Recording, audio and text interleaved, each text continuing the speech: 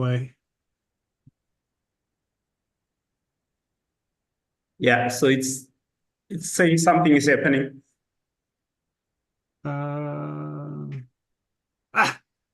This video is private. Go to home. Yeah, I can't figure out like what do they mean by this. But it says at the top, meeting is now streaming live on YouTube. Yeah, now it also, like, I go to the YouTube channel and it says that Yeah, if you now click on the YouTube link, it says this video is private. Yeah, now how do I undo that? Hold on, I know how. Let me see. If I do this, sign out and sign in.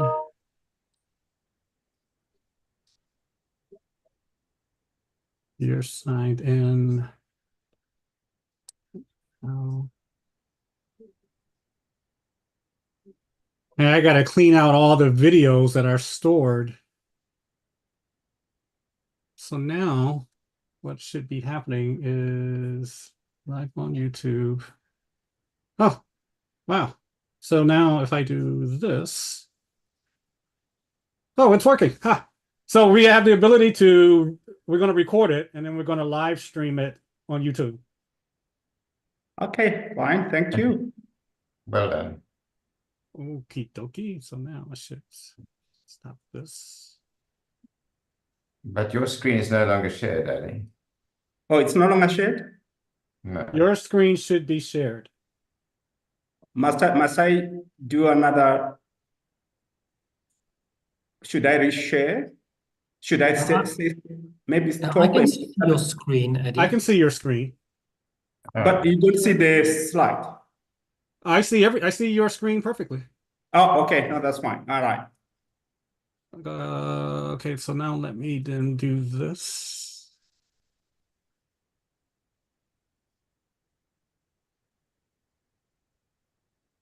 I want to post.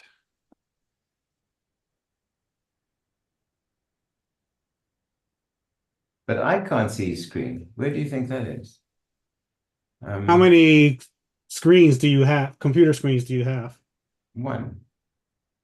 I have 4, and it's very confusing sometimes. Okay, so okay.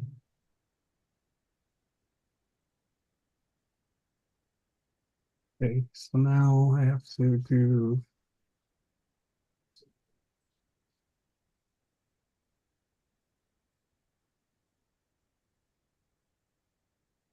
Do you want to reshare, Eddie, just so that I can see your screen? Yeah, sure. I'm quite happy to do that. So I'll stop share and start over.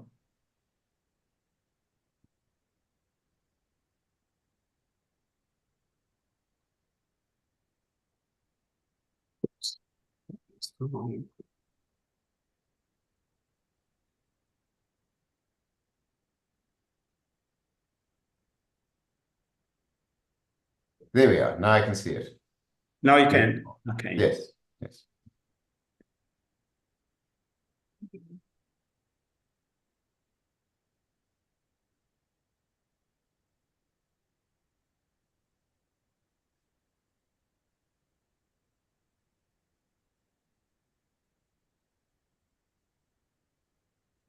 Okay, so we have 24 participants. Should we get a move on?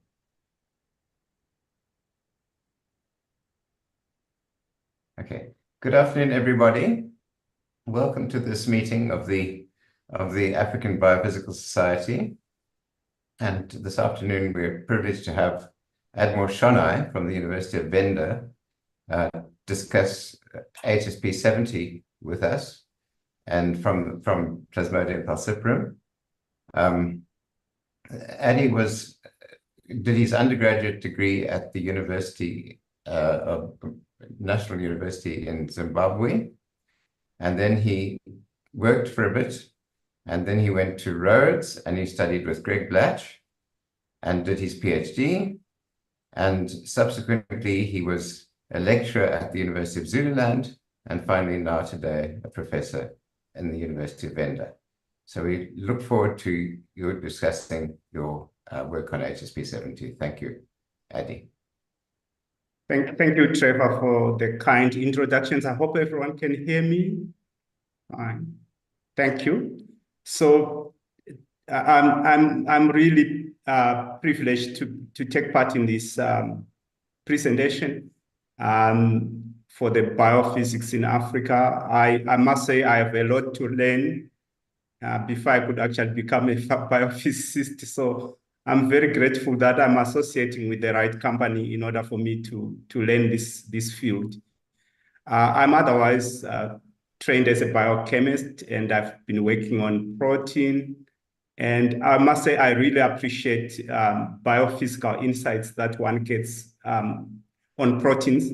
And that's why I am actually here. So I must already disclaim that I'm coming as a biophysicist, but really I'm coming to learn the field and to make friends here. So if you find there's something you could contribute to the work we are doing, I would really appreciate. So as Trevor has just mentioned, I'm at the University of Venda, and I've worked at historically disadvantaged institutions. It's such a joy to train students from this background. But it is also a challenging landscape, and one has to work under also resource constraints. So I think this is the experience of most people working on the continent anyway, so we can have shared experience as it is. So I just want to acknowledge funders, my institution, my research group to start with, which has really just changed over the years, and to some degree also getting smaller. And I think this is normal.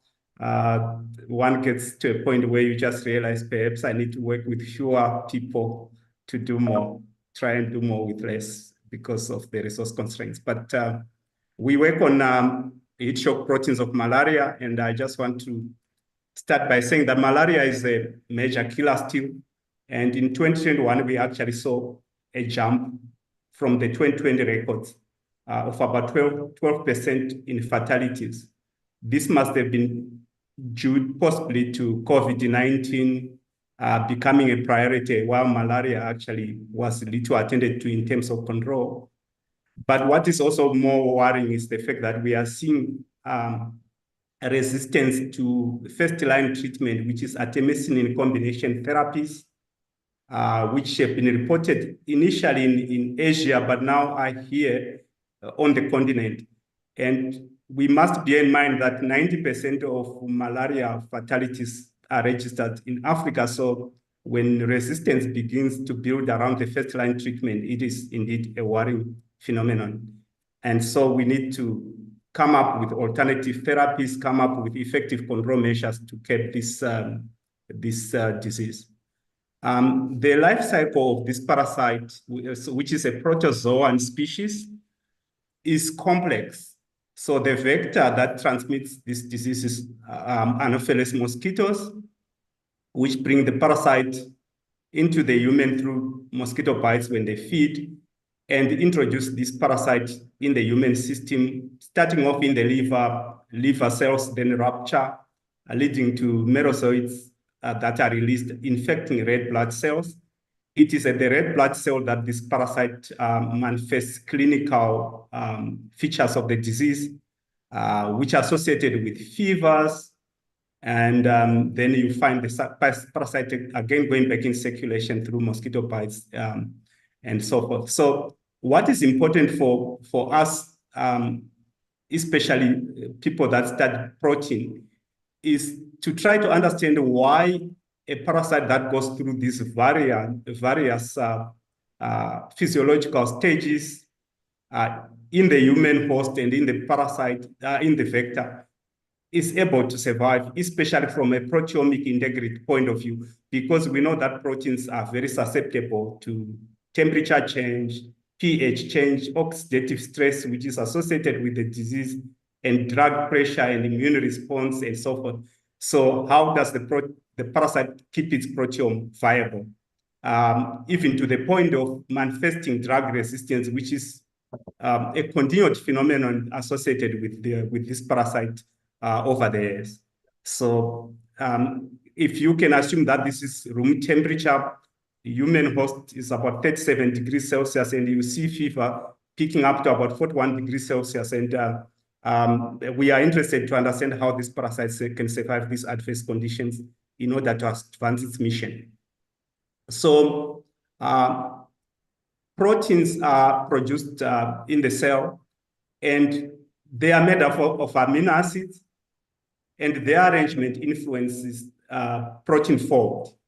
You could say a simplistic impression of protein folding is that hydrophobic amino acids are buried because the cell is watery.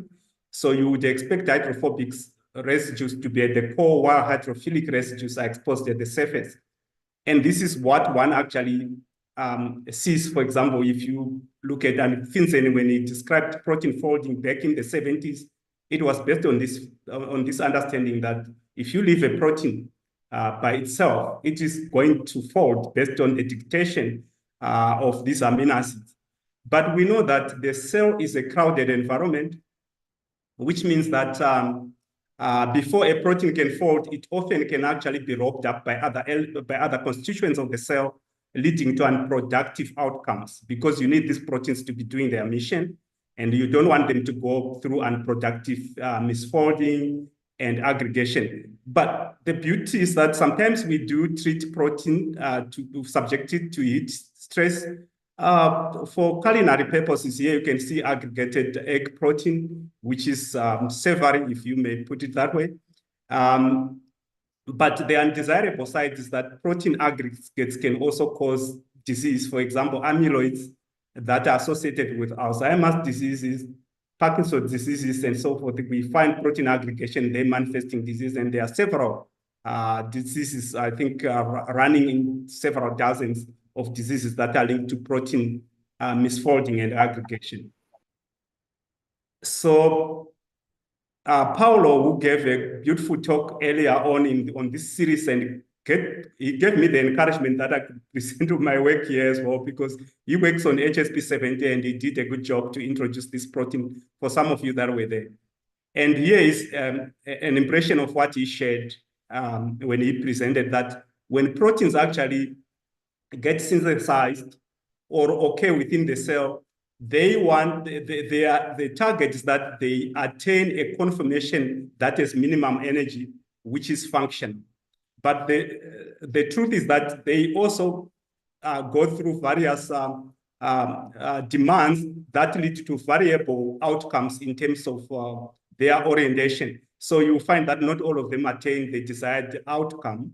And so you go through this funnel which distributes the energy of these proteins variably in real life. And sometimes this is also caused by stressful conditions, physiological demands on the cell. And what then HSP70 does, it takes unfolded protein or misfolded protein and assists it to attain minimum energy of a native, properly folded functional protein. And so this is what HSP70 does. But to do this,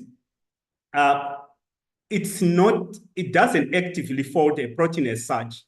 I told you earlier that misfolded proteins exhibit their hydrophobic patches, which are supposed to be buried essentially.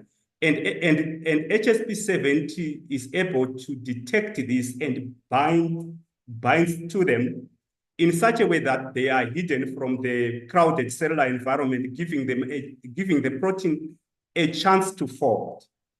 So these residues are about 5 to 8 residues on protein, and they occur about every 36 amino acids in a protein, so-called HSP70 binding peptides, the peptides that are exhibited when proteins misfold, so that HSP70 can bind to the peptides in order to give the protein a folding chance. And how does HSP70 do this job? It is a nucleotide-dependent protein. So you can see here from a figure that is illustrated here that ADP-bound HSP70 assumes an extended or rather an open conformation. So there is a gap between the nucleotide binding domain and the substrate binding domain here. And this gap, let me just see if I can get a pointer perhaps for your convenience. So the peptide is bound here in the C-terminal substrate binding domain, and there's a lead that covers the substrate to keep it in place. And the protein assumes an open conformation, or rather, we call it an open conformation generally because the nucleotide binding domain and the substrate binding domain are separated. But when ATP is bound, you find that the two domains come closer together. But what then happens is the lead opens in order to allow for the substrate to leave. So ATP releases the substrate, ADP anchors the substrate, and therefore HSP70 is an ADP, is an ATPase. It hydrolyzes ATP as part of its function. And the ATP hydrolysis cycle is rate limiting. So it works with co-chaperones that helps it to hydrolyze ATP. And here I illustrate this assay, which I did back then when I was doing my PhD, and it remains really something that fascinates me to date.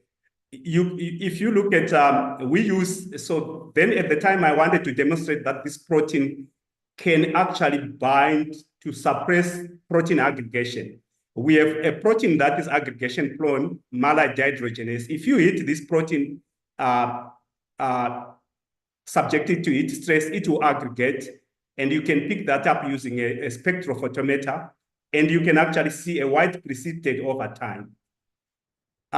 What then happens is that if you introduce PF-HSP70, which is the cytosolic homologue of HSP70 that occurs in the parasite that causes malaria, it suppresses aggregation of this protein over a period. Here I could even go beyond 30 minutes with the protein not aggregation, that is malate dehydrogenase.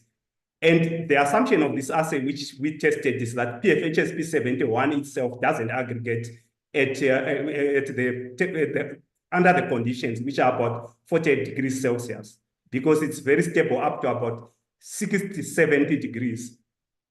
So when you introduce ATP, when the protein is aggregated, you suddenly see MDH released and forming a white precipitate, which is quite interesting because it makes us think that ATP mimetics could actually constitute inhibitors of this protein that could be designed in order to treat various diseases, including, of course, mitigation against the parasite itself, because it relies on this protein, which is essential to fold its proteome. Here, I just want to give you an impression of the stewardship of PF-HSP70. A student here conducted what is a string model prediction of HSP70 substrates. And it's because in the parasite, we have not mapped all of them out. We know a few, but in other systems, we know already that HSP70 looks after several hundreds of molecules whose fold depends on it. And in this case, they span across various functional groups: protein folding, transcription, protein aggregate, degradation, DNA metabolism, and so forth. Now, if you imagine that if HSP70 is inhibited, several of these clients of HSP70 would degrade. They won't be able to function, and this explains why it is essential. And we also know that if you can imagine that one of these molecules is a drug target, let's say that artemisinin actually influences or interferes with in order to stop its function, or rather to treat the parasite, you can imagine that a particular molecule that is a target of another anti-malarial drug is actually dependent on PF-HSP70 for fold. So imagine if you inhibit this protein, the consequences are that the downstream protein actually suffers undesirable fate as well, which brings us to the motivation that we think PF-HSP70 is a desirable drug target as well. And what is even more appealing is the fact that it is the World Health Organization recommends combination therapies in order to circumvent drug resistance. So perhaps targeting this protein with another downstream protein, one of its clients, is actually a desirable outcome. And so this is the motivation as to why we are interested in studying this protein as a possible drug target. But the influence of PFHSP70 or HSP70 in general in drug resistance, I think is accounted for by several factors. One, HSP70 is a general stress buffer. It is upregulated under stress conditions in order to deal with the additional burden of stress. But we also know that mutations of protein, which are responsible for drug resistance, have a fitness cost on the cell. So when proteins become misfolded, or when they become mutated, they also become susceptible to misfolding and hence aggregation. And here a demonstration was made based on an HIV setup here that the wild type without drug pressure is able to grow to replicate, while the mutant actually struggles to mutate to cope without drug pressure. And the reasons being that mutants actually suffer undesirable outcomes. Proteins don't tend to want to fold when they mutate. And HSP70, along with PFHSP90, another molecular chaperone that is generally represented in cells, are capable of helping cells override this barrier that is due to mutations, so that they can survive and actually pass on their generational mutants in order to overcome resistance. And in our lab, so we are interested in this protein in particular, and we have studied over the years this protein. And I just want to give an overview of what we do. We produce recombinant protein using E. coli as a cell factory. I'll come back to that as well and show you how much we have relied on E. coli to study some of this, to study this protein, which is quite interesting because you wouldn't think E. coli is a useful tool to study a parasite protein. But apart from the recombinant protein, we have an E. coli cell-based model that I'm going to show you, which we rely on to study this protein. We also employ other techniques that are biophysical in nature, like secular dichroism, fluorescence spectrometry, essentially targeting tryptophan residues that exhibit fluorescence when we excite them. And we are able to monitor the fold of the protein using inferences from tryptophan fluorescence. We also run very basic, simple assays like slot plot assay. We are in under-resourced constituents. So for us, in this case, we rely on very simple assays. Sometimes this just involves putting a protein on a membrane and passing the other to look at their possible interaction. And then we probe for the one that is bound using an antibody. And we also are fortunate to have a surface plasmon resonance analyzer, which allows us to study affinities of binding of this protein to ligands. These ligands could be other proteins or chemical agents that we want to use, or rather to screen as possible drug candidates. And we run ELISAs also, which are complementary to the slot plot and Espera assays. So we rely on these very simple assays. And once we get these compounds screened, we can pass them into antiplasmodial assays, which are cell-based assays. And sometimes we also do immunolocalization to track our proteins in order to locate where in the cell they are, because these proteins tend to also migrate under heat stress conditions. So PFHSP70 is cytosolic. It moves into the nucleus under heat stress conditions. And we also use size exclusion chromatography in order to map out possible interactors of our proteins. And we apply nucleotides also to validate our analysis. Co-immunoprecipitation is also one useful tool we use to try and understand protein-protein interaction within the parasite cell. So as I indicated earlier, ATP is an important regulator of HSP70 binding and of HSP70 function.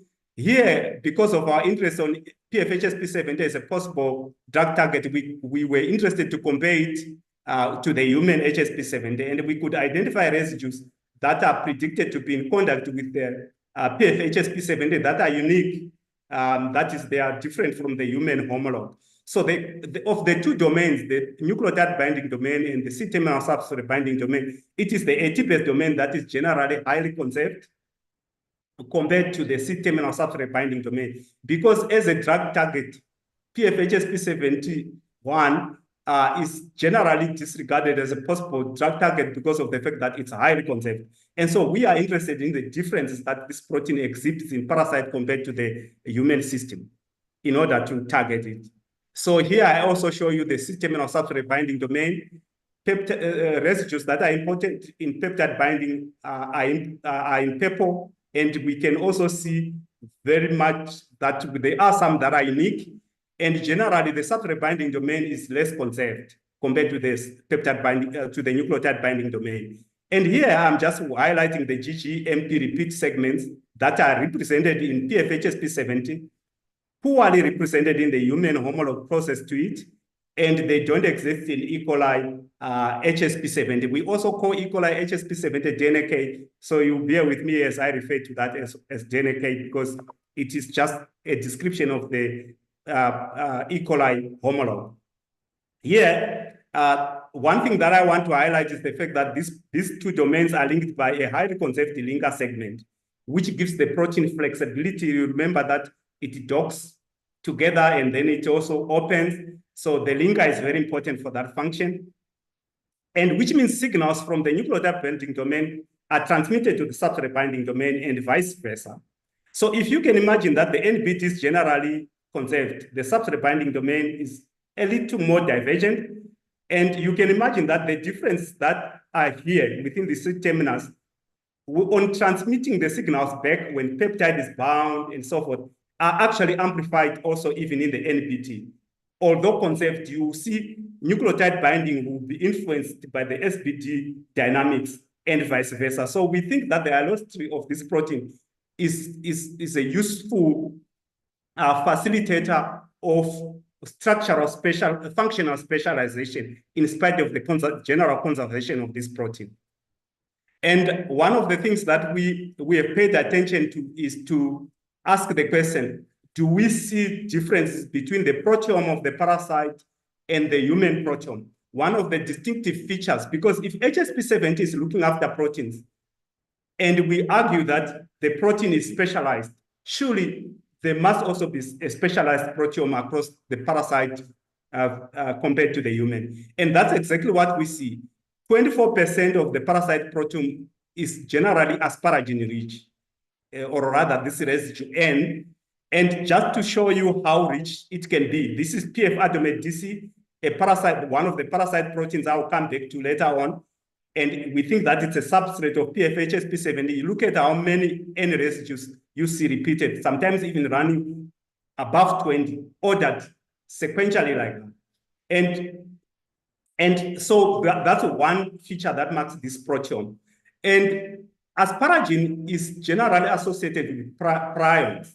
So in other words, it destabilizes protein conformation. So we think the parasite proteome is not as stable as that of the human system. And I'll come back later to look at how we think PFHSP71 relates to these asparagine repeats that occur in the proteins that it looks after.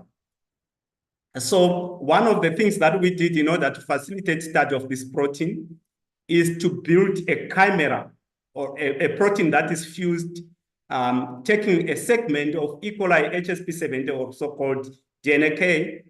We took the nucleotide binding domain of DNK and the linker which is conserved between the two proteins anyway.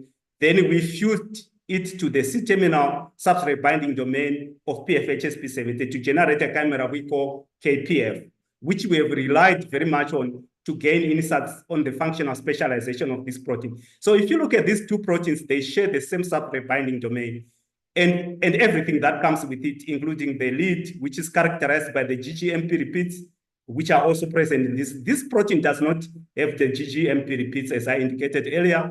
So we also generated another mutant, which I don't show here, where we inserted these GGMP repeats into this protein in order to look at the implications on function. And then because we have 7 repeats of these GGMPs, we then mutated them one after another and deleted them in one protein, and also muted the whole segment and parts of it. So we did a whole set of mutants in order to understand the implications of this segment.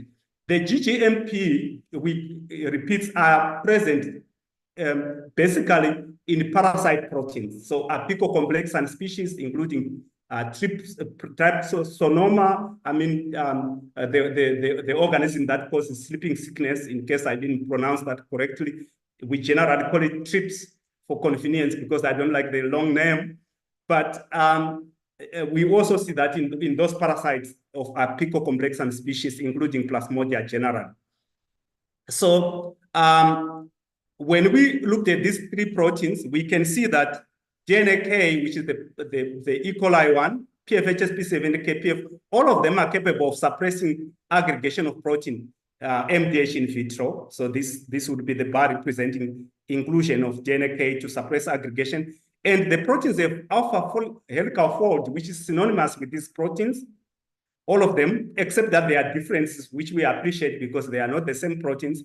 But what is interesting is that generally we see that these two proteins that share the substrate binding domain are generally more stable to heat stress than E. coli DNAK when we use tryptophan fluorescence and subject the protein to heat stress.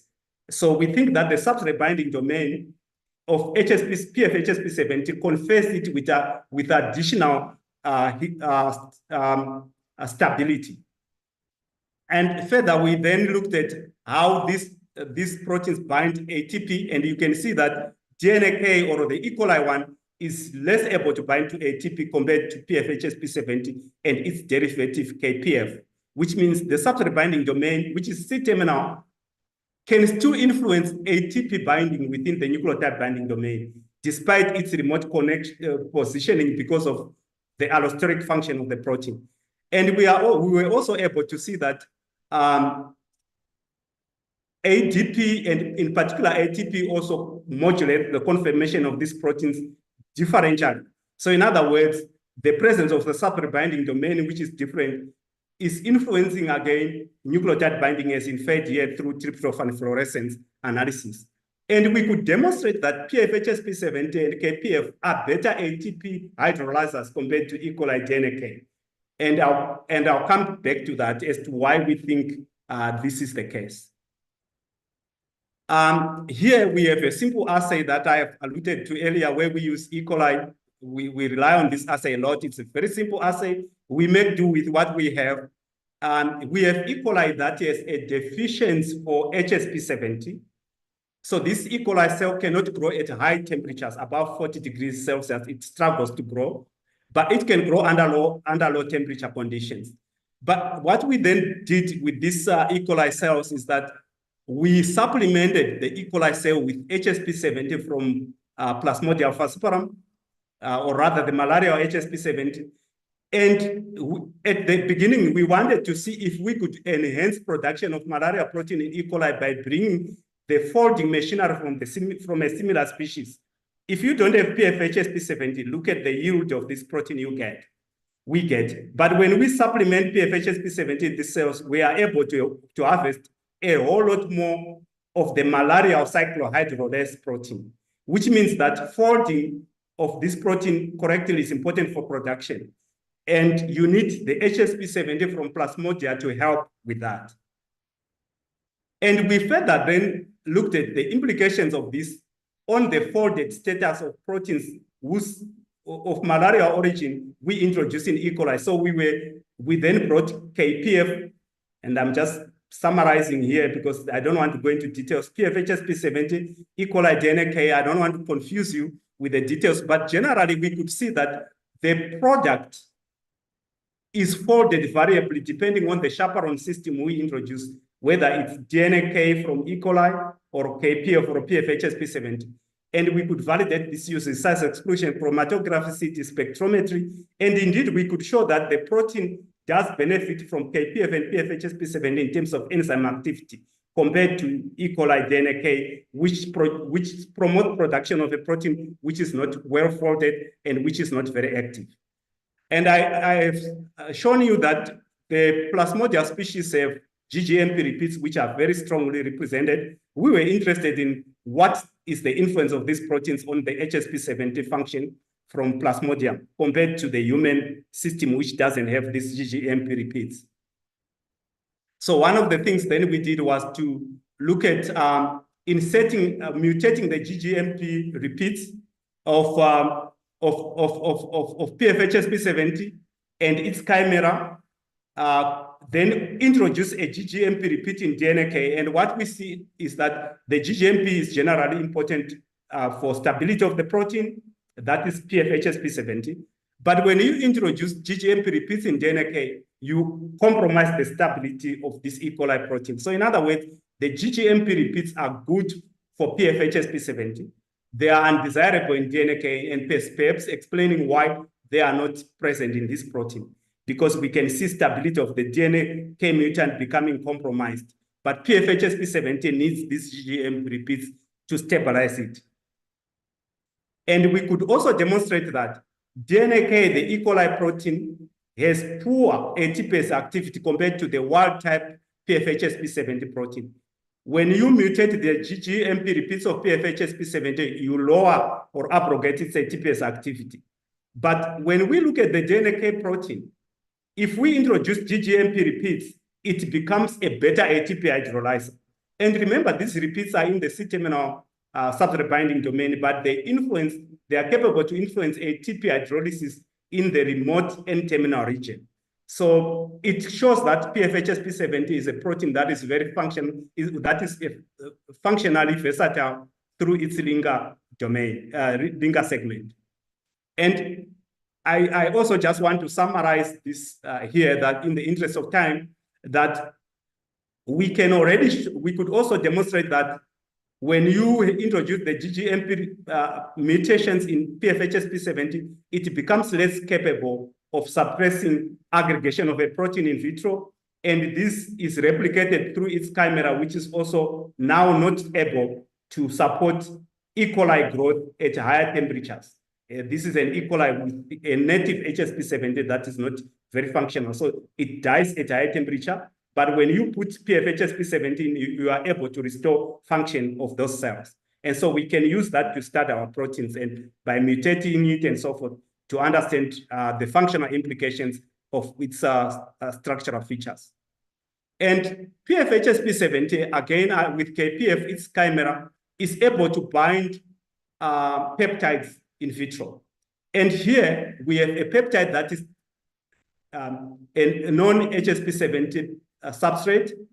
When you mutate this to introduce any residues in place of these L residues, we were able to demonstrate that the asparagine-enriched peptide is better bound by KPF and PFHSP70. But DNAK, the E. coli protein, does not desire the any residues or asparagine residues to bind its substrate. So in other words, we are seeing unique preferences of PFHSP70 for asparagine-enriched residues, proteins with asparagine-enriched residues, which are reflected well in the parasite proteome. And here I'm just, I just want you to appreciate the fact that indeed we could show that mutations of the GGMP repeats compromise peptide binding. So it reduced the affinity of this protein for its peptides. And not only that, it also reduced affinity of this protein for another co-chaperone, PF-HOP. In other words, its functional partner was also not able to bind to the protein when we removed the GGMP repeats. There was abrogation of binding of its co-chaperones. So I just now want to summarize the major findings from this part of my presentation, that we are persuaded that in spite of its high conservation, HSP70 exhibits minor differences in sequence, which are amplified from a structure functional point of view. And we think that to illustrate this, I want us to appreciate maybe a field of flowers, yellow flowers that are blooming, roses, and we have one purple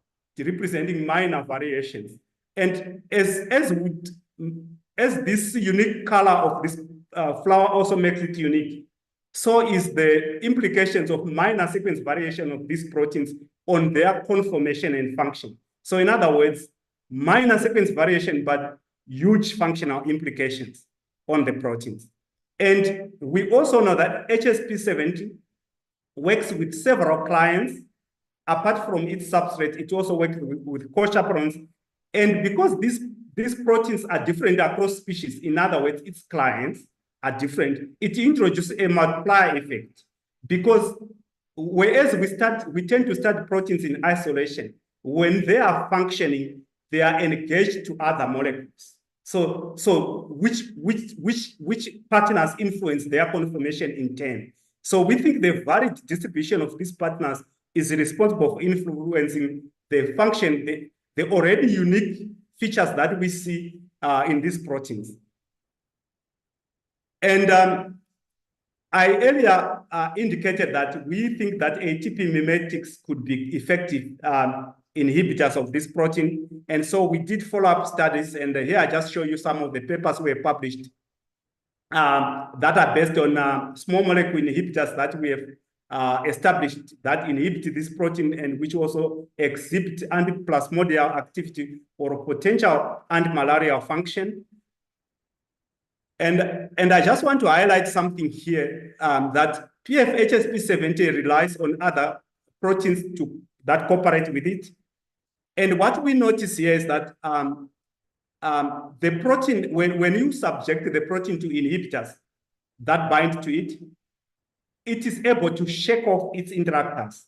So this could be substrates, this could be functional partners, and so we can illustrate this using the biophysical assays we employ, CT spectroph.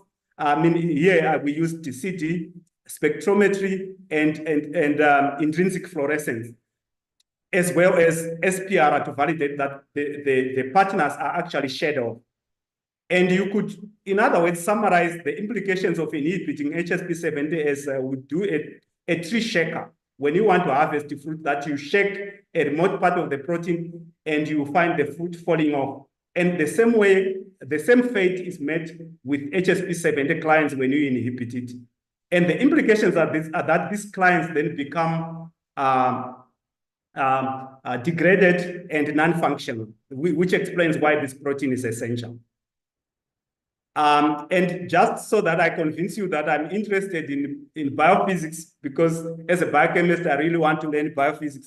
I here just want to share with you some work that we did with Inar Krusula based at Bergen University in Norway, where she actually helped us to do SAX analysis. And from that, we could actually see one of these co-chaperones of PF-HSP70 and how it actually looks structurally. And this is important for us to discern how it interacts with PF-HSP70. So this is a protein that brings PF-HSP70 in complex with another protein, PF-HSP90. So if we have people in the house that would really want to partner with us to discern structural insights on these proteins, we would really appreciate.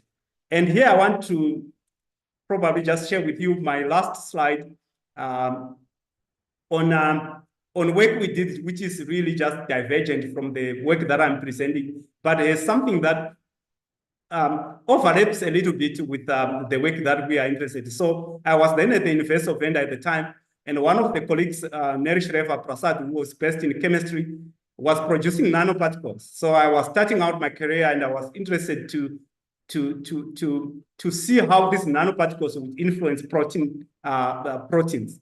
And so the nanoparticles that was producing, in this case, gold nanoparticles, form a nice crystalline image when you view them under TEM. And when you bring BSA into the mix, so we just threw this protein, and we could see that under HRTM analysis, you could see a fuzzy surface that is attained by these nanoparticles. In other words, they have a propensity to bind protein. And we're wondering how they influence protein stability. So we took two proteins that are aggregation prone, citrate synthase, malate dehydrogenase, which I introduced earlier.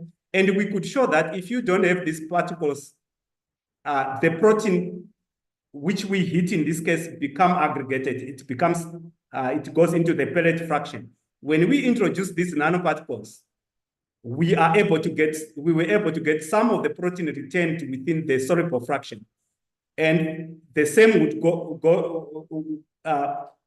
with citrate synthesis, that in the absence of the nanoparticles, it forms a pellet. When you introduce the nanoparticles, part of it is retained within the soluble fraction. And this for me was quite intriguing, because then I speculated that these particles are probably some kind of artificial molecular chaperones. In other words, gold nanoparticles are they are versatile. They are applied in diagnostic tools attached to antibodies in diagnostic kits, and we think that if these particles are well designed, they could actually stabilize antibodies, stabilize the protein reagents that are within diagnostic kits, which is quite a good thing for Africa, given the fact that we have to conduct this in field setting where you don't have fridges sometimes to keep your kit stable. And I thought on that note, I would try to convince you that I'm interested in biophysics and I'm willing to learn. And I want to thank you for paying attention. I also just want to acknowledge my collaborators over the course of time. I think I'll be happy to take questions. This brings me to the end of my talk. Thank you.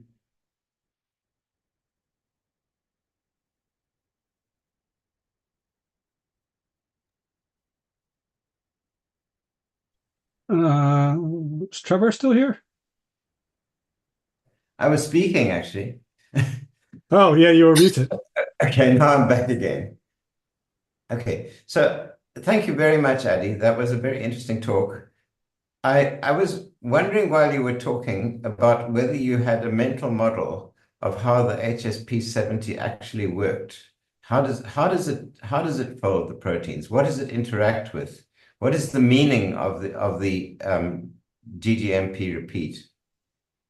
So these are actually these are amino acids that we find organized in sequence, one repeat after another within the substrate binding domain of this protein.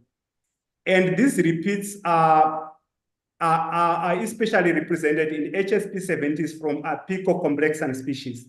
These are your Plasmodium species that cause malaria, and trips, which cause sleeping sickness, and a whole lot of other parasites from that kingdom. And we don't see them represented very well in human HSP70. They are not represented in bacterial HSP70s, for example. So we were wondering what their input is in the function of this protein.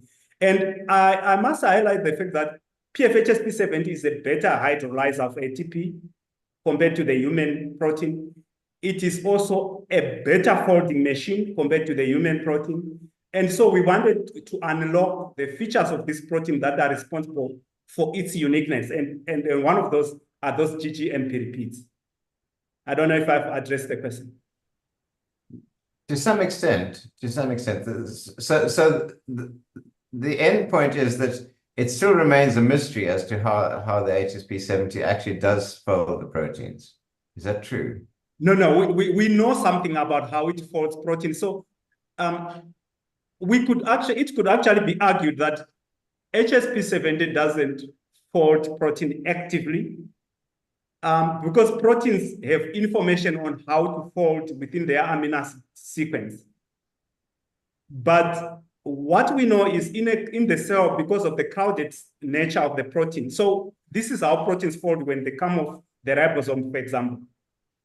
A multi-domain protein, or rather, a protein is when you synthesize a protein, it waits until a full domain is formed before it can fold.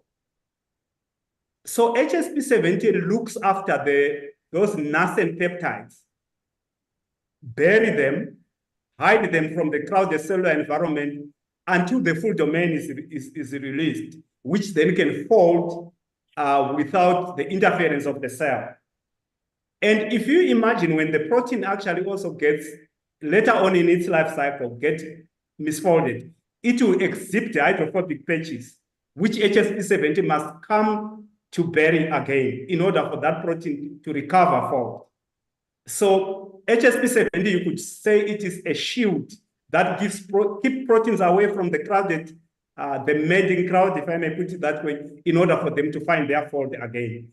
If you look at HSP, so-called GRO-EL, one of the E. coli HSPs, it forms a barrel through which misfolded protein actually moves into which misfolded protein goes, gets buried, hidden there,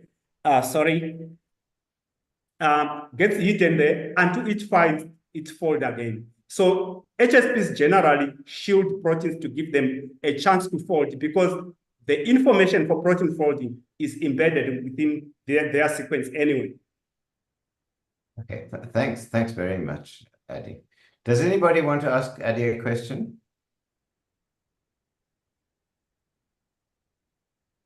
Bob Dieter has his hand up. Hi, yes, thank you very much. That was a very interesting talk and quite amazing, all the different techniques that you have used in the past already. So congratulations, that is quite a lot of information, and I must admit I didn't understand all of it, but I think I got the gist of it. Just with regards to the quantity, do you know how many HSPs are there in a particular cell? What is the concentration of these, and also what is the rate of them binding to proteins, essentially unraveling them and letting go?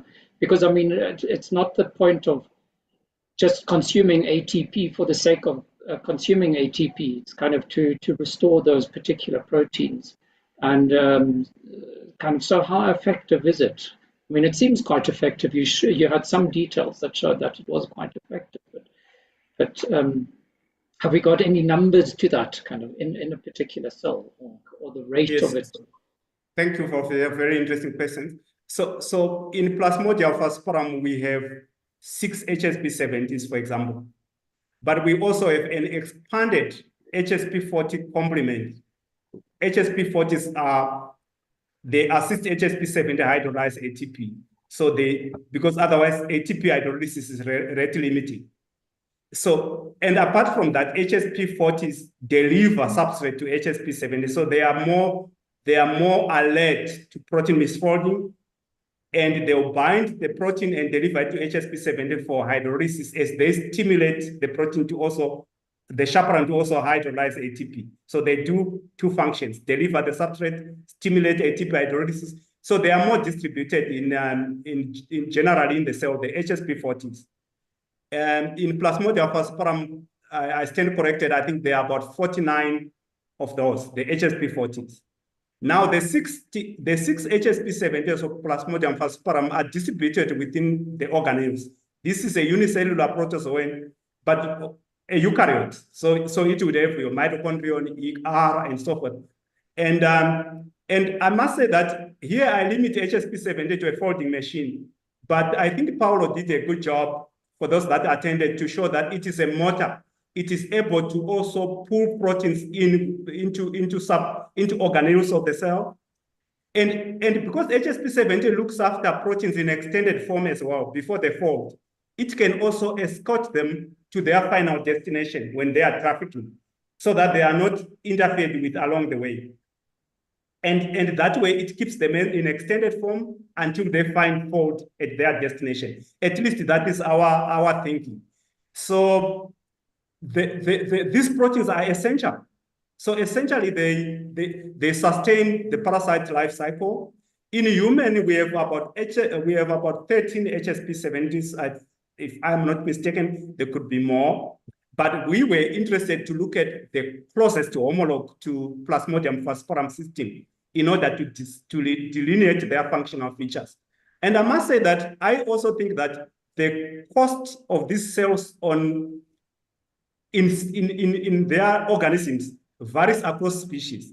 So in other words, if the clients are different, so is the cost implications of their inhibition in different systems. Take, for instance, cancer cells.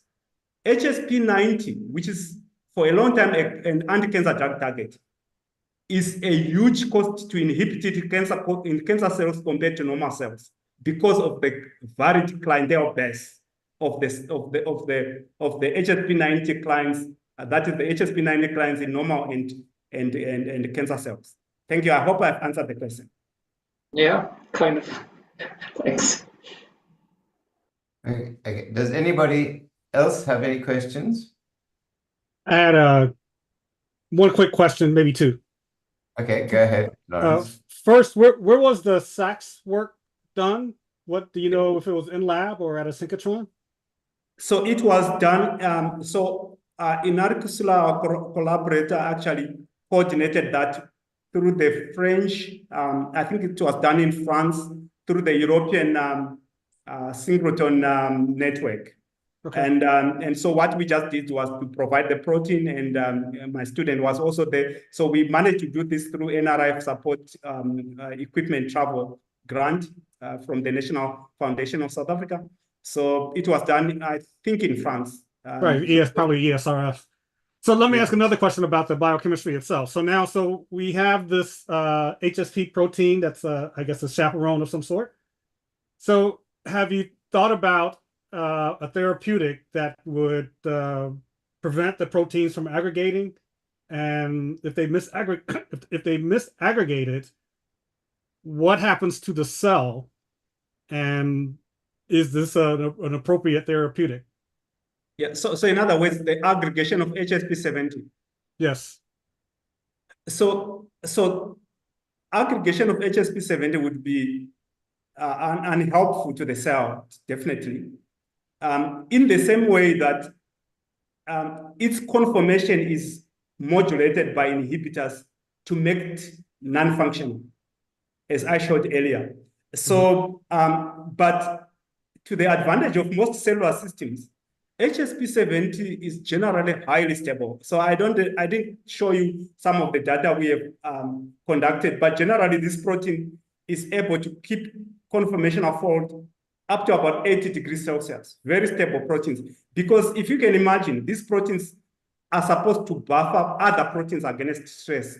They have to be themselves the last man standing under stressful conditions. So they are very stable. Okay.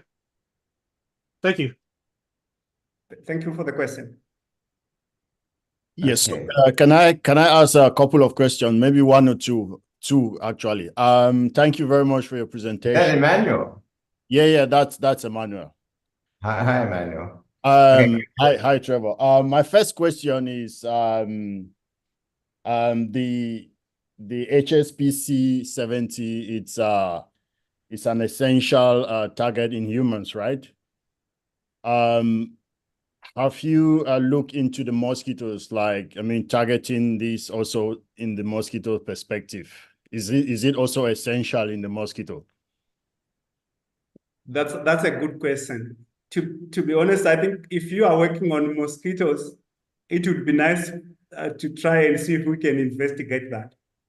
And I should think it's essential.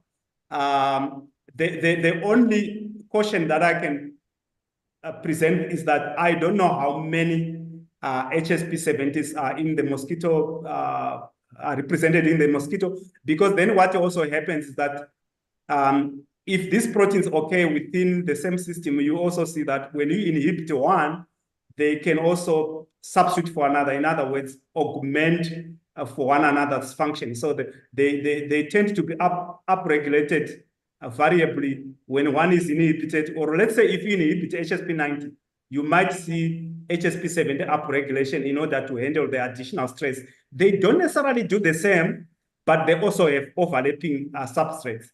So generally, HSP70 is essential in most organisms. I should imagine the same also in Anopheles mosquitoes. Oh, okay, thanks. Then my last question is about the chaperone-mediated expression using PFHSP70. Yeah. So how was that done? How was the co-expression done? Did you express them separately or did you fuse them? Good question. So I think that fusing them would have been a problem in the sense that, in fact, I remember that we tried as best as possible even to avoid a common origin of replication. So we used different plasmids on different origins of replication. The reason being you want to ensure that you have the chaperone upregulated, if I may put it that way, before the other protein is actually induced for expression, because you don't want them to come together at once, because you want the chaperone machinery to be waiting for the substrate ahead of time. So we induce for HSP70 production first, then induce for the substrate to be produced later on. And then we see improved production on account of fold, because the protein that is slowly produced is actually aggregation prone. Okay, that makes sense. And on your tryptophan fluorescence diagram, did you see increased fluorescence with proper folding or not? You were very fast on that slide. Yes, I must say I was. So perhaps let me see if I can. This is just taking longer to do. So generally, if I may just illustrate here, I hope I'll be able to follow this. So we have PF-adomidisi by itself in the absence of supplementary HSP7. It's a blue line that is hardly very hard to see here. I mean, this faint blue here. And then we have PF-adomidisi produced with KPF, the other chimera. It lines up somewhere here. PF-HSP71, which also sits here. So you can see the intrinsic fluorescence, the quantum actually yield increased for those that were, for the protein that was folded by, should I say, malarial chaperones, compared to the one that was produced without them. And so I hope that at least answers the question. And we could see this also. Yeah, it does. Yeah, thank you so much. Yeah. Okay, you finished, Emmanuel? Yes. It seems Lawrence has a question as well. I see that Lawrence has another question. Go, Lawrence. I just wanted to ask before we end. My understanding is that the IUBMB World Conference is going to be in Africa in 2026. I wanted to give the speaker a chance. 27. I just wanted to give the speaker a chance to speak to that a little bit and talk about the not only SASBMB but FASBMB. Yeah, thank you so much, Lawrence, for being thoughtful. So I am a council member of the SASBMB at the moment. I ran and coordinated a recent congress we held in Polokwane. I don't know, I think Trevor was there, a few, Theater, of course, was there, which was very well attended, and we really keen to promote the IUBMB 2027 meeting as well, which shall take place in Cape Town. And I'm hoping that we will have a biophysics segment session. I have heard that discussion already in the meetings that we've held. So it would be nice for this community to be represented at the Congress. So we look forward to seeing you in Cape Town in 2027. Thanks, Andy. Okay, any further questions from anybody? I can't see any hands up. Trevor, there are 2 questions in the chat. Okay, let's have a look. Do you want to read them, Chart? Sure. Okay, so first question, why is it difficult to make it a drug target? Is there any progress in this regard? Yeah, maybe you can first address the first question, Eddie. Yes, making it a drug target, I think so your typical funder, I can already start from the funding agents. I worked on these proteins, especially in Plasmodium falciparum, right at the time when the genome just got out. And I remember that time no one gave HSPs a chance as drug targets. They've entered the clinic in terms of cancer, for example, HSP90. The reason being the negativity on why people think they will not make drug candidates is their conservation. The fact that they are similar across species in terms of apparent sequence appearance. And this is why I am motivated to discern their structural features. Looking at these proteins, I am now from a school of thought that say that it's very misleading to assume that proteins that are generally conserved would make poor drug targets, because functional features of proteins are a product not only of their intrinsic conformation, but when they dock to ligands, when they dock to their network partners, this influences how they behave. So, for example, if clients are different, if your partners are different between species, you would expect a protein to be, the particular protein to also assume to some degree a unique conformation as regulated by its network partners and clients.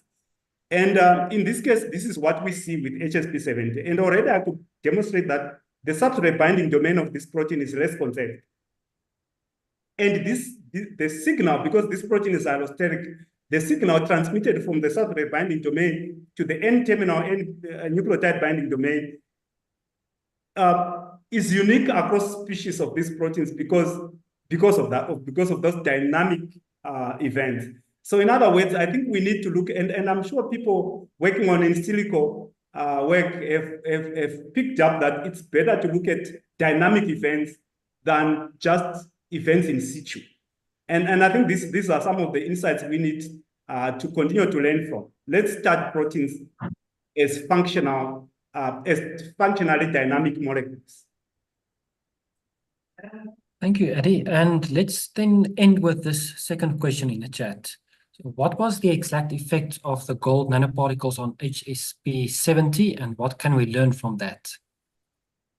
So when we looked at the effect of the gold nanoparticles, we didn't look at their effect on HSP70. We looked at their effect on aggregation-prone proteins, because we thought that, because we were interested in looking at their effect on protein stability.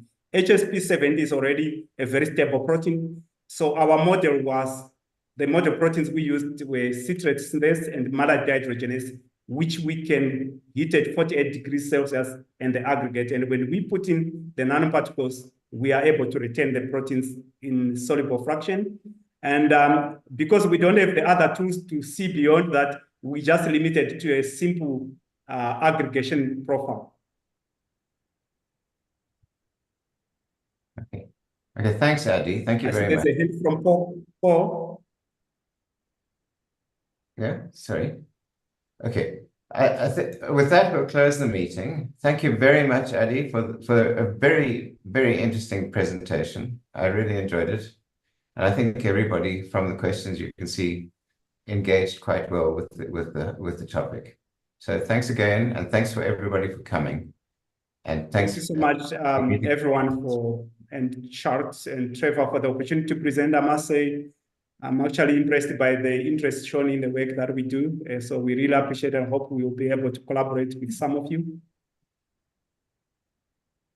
Trevor, Paul also raised his hand. So those who are interested could maybe stay for a last question. Okay, Paul, I didn't see that, Paul. Oh, okay. Sorry, I think I raised my hand a while back, but possibly you didn't see me. I just want to touch on the question you asked Adi, which speaks to the peptide, the GGCMP peptide, and just like Adi said, these chaperones, these HSP70s, people actually believe that what they do is all about folding protein, especially like if you look at what happened, looking at the bacteria form, which is GRO-EL, which Adi talked about. My question for Adi is, did you by chance look at what that GGCMP peptide, what does it really do? I mean, because some of these peptides are known to actually help in specificity as regards trafficking of the proteins to their final destination. Did you try anything like possibly mutating the GGCMP of the protein and maybe adding and try to do a sort of immunolocalization just to see where it ends up? Thank you. That would really be useful. And unfortunately, our tools are limited to E. coli systems and in vitro analysis. How I wish we could actually do that within the parasite system itself, and see the implications on possible trafficking, like you say. But what we could show in vitro and also within in cellular setting of E. coli is that removing the GGMP repeats, and I must say that there are 7 of them in Plasmodium falciparum. I think in P. berger there are more, probably 9 or 10. So they vary within, and we wondered what they do and why they are also even differentially distributed. And so what we did was we did a sequential mutation of these repeats, and we could see that the effect of mutating them are not the same. So there is a positional influence.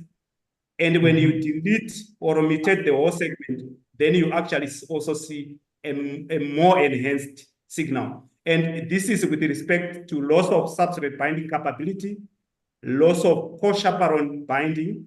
So those are the two. And we could also demonstrate that you lose a TPS activity when you remove the GGMP repeats.